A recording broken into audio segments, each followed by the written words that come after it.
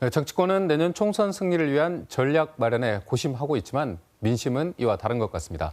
이 뚜렷한 지지 정당이 없는 이른바 무당층이 윤석열 정부 출범 이후 역대 최대를 기록하고 있어서인데요. 이런 가운데 민주당 이재명 대표의 사법 리스크가 또다시 주목받고 있습니다. 한 주간 주요 정치 이슈 오승용 킹핀 정책 리서치 대표와 이야기 나누겠습니다. 안녕하십니까? 네, 안녕하십니까? 일단 이 무당층 비율이 어느 정도나 되는지 한번 짚어보고 갈까요?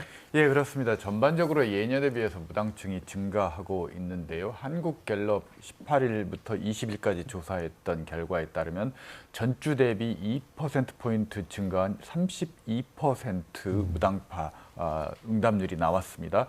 국민의힘의 정당 지지율이 33%, 민주당이 30%였는데요. 민주당 지지율보다도 무당층 응답자들이 더 높았습니다. NBS 조사 결과를 보더라도 전주 대비 7%포인트 증가한 39%가 무당층이라고 응답을 했고요. 국민의힘 30%, 민주당 23%로 제1당보다도 응답률이 더 높게 나타났다는 겁니다. 이념적으로 보면 중도층의 43%가 무당층이라고 응답을 했고요.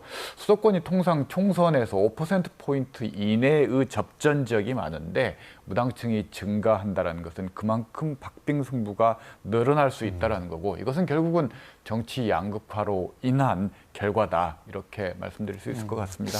어쨌든 이 선거를 앞두면 사실 지지층이 이렇게 결집하는 게 좀 일반적이지 않습니까? 그런데 이 내년 총선을 앞두고 이렇게 무당층이 늘어나는 이유 좀 더 분석을 해주실까요? 일단 세 가지 흐름이 있습니다. 전반적으로 선거가 다가갈수록 기존 정당에 수렴함으로써 무당층이 줄어드는 게 일반적인데요. 또 제3지대 정당에 출연할 경우 무당층을 제3지대 정당이 흡수했던 전례가 있습니다. 19대 총선이 국민의당의 사례가 대표적인 사례라고 할 수 있을 것 같고요.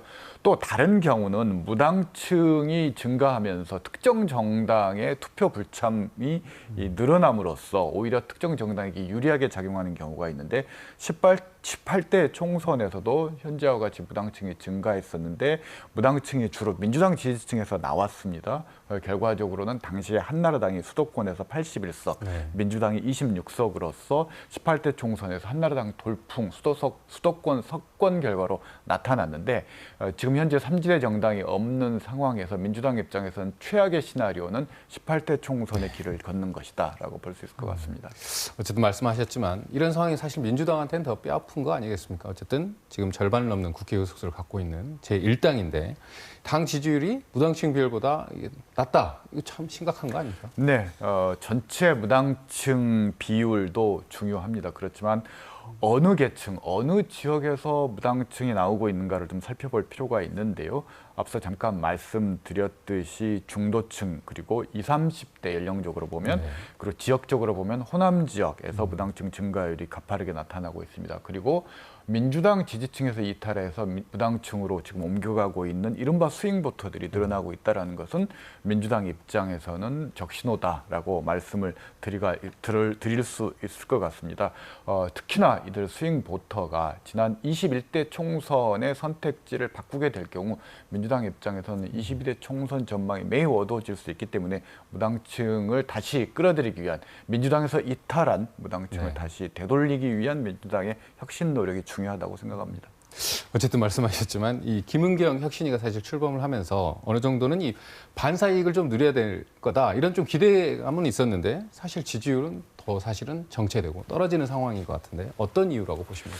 혁신위 출범 이후에 민주당 정당 지지율의 변화가 없다라는 건 오히려 또 낮아진 측면이 있다는 것이 혁신위의 현 주소를 단적으로 보여주는데 두 가지 원인입니다. 첫 번째로는 혁신위원들의 정무적 판단 능력에 다소 좀 아쉬움이 있다라는 거고요. 두 번째로는 혁신위원들이 일단 설화로서 굳이 일으키지 않아야 될 문제들을 일으키고 있고 혁신위가 문제의 원인이 되고 있는 상황이 되고 있다는 겁니다. 대표적인 게 이제 불체포 특권의 경우도 사실상 혁신위가 주도해서 관철했다라기보다는 31명의 비명계 의원들이 주도해서 이 불체포 특권 포기가 선언됐기 때문에 사실상 혁신위의 사망 선고가 내려졌다라고 이야기할 수 있다라는 겁니다. 그리고 김은경 혁신위원장이 일단 이낙연 전 대표에 대한 비판 발언이라든지 그리고 21대 초선 국회의원들을 코로나 환자에 비유한 말이라든지 이런 것들을 통해서 스스로 혁신위의 권위와 무게감을 떨어뜨리고 있어서 현재로서는 혁신위를 통해서 민주당이 돌파구를 마련해내기는 쉽지 않을 것 같습니다. 국민의힘도 좀 들여다보면 사실 지지율이 정당 지지율이 이렇게 높거나 뭐 좋은 상황은 아니지 않습니까? 근데 여전히 중도층 확장보다는 지지층 결집 이 부분에 이제 사실 포인트를 두고 있는 것 같은데 이 무당층 증가에 대한 셈법은 좀 다를 수 있지 않겠습니까? 민주당과는 확연히 다르다고 말씀을 드려야 될 것 같아요. 일반적으로 종 모양의 여론 지지층이 나타났을 경우에는 중도 수렴 전략을 취하는 것이 일반적입니다. 즉 중도층을 공략하기 위해서 양쪽에 있는 정당들이 중도 정책들을 내놓는 거죠. 그렇지만 현재와 같이 마치 그 낙타의 쌍봉처럼 양혹처럼 양극화가 돼 있을 경우에는 지지층을 결집시키고 상대방의 지지층이 결집하거나 또는 투표장에 나가는 것을 방지하도록 하는 전략을 채택하게 되는데 최근에 윤석열 대통령이 반국가 세력 그리고 종북 세력이라고 발언했던 것은 지지층 결집 목적이라고 할 수 있을 것 같고요. 이재명 사법 리스크 그리고 검찰을 동원해서 민주당 의원들을 수사함으로써 민주당을 부패 세력으로 낙인 찍음으로써 민주당에서 이탈한 지지층들이 투표장으로 가는 것을 막고자 하는 그런 전략적인 노림수가 있다는 점도 좀 주의할 필요는 있을 것 같습니다. 또 이런 가운데 대북 송금 수사와 관련해서 검찰발 기사들이 또 나오고 있습니다. 이거 관련해서 이재명 대표의 사법 리스크가 또다시 한번 이제 논란이 되고 주목받고 있는 상황인데 그 배경 좀 간략하게 설명 부탁드리겠습니다. 일단 불체포 특권, 체포 동의안 표결과 관련해서 기명 투표 도입하자라는 것이 이재명 대표가 이 체포 동의안 사법 리스크에 대해서 신경을 쓰고 있다라는 것을 단적으로 얘기해주고 있는 것 같습니다. 쌍방울 대북 송금 그리고 백현동 특혜 의혹들까지 같이 묶어서 병합해서 아마 체포영장을 발부할 가능성이 높다라고 전망이 되고 있지만 그렇지만 이 체포 동의안 제출 여부와 상관없이 법원에서 이 구속영장이 발부될 가능성은 대장동보다도 오히려 더 경한 사건이기 때문에 높지 않다라고 보는 게 합리적일 것 같습니다. 그래서 검찰이나 혹은 대통령실에서 기대하는 것만큼 제2차 사법 리스크의 파괴력은 그리 크지 않을 것이라고 조심스럽게 전망해 봅니다.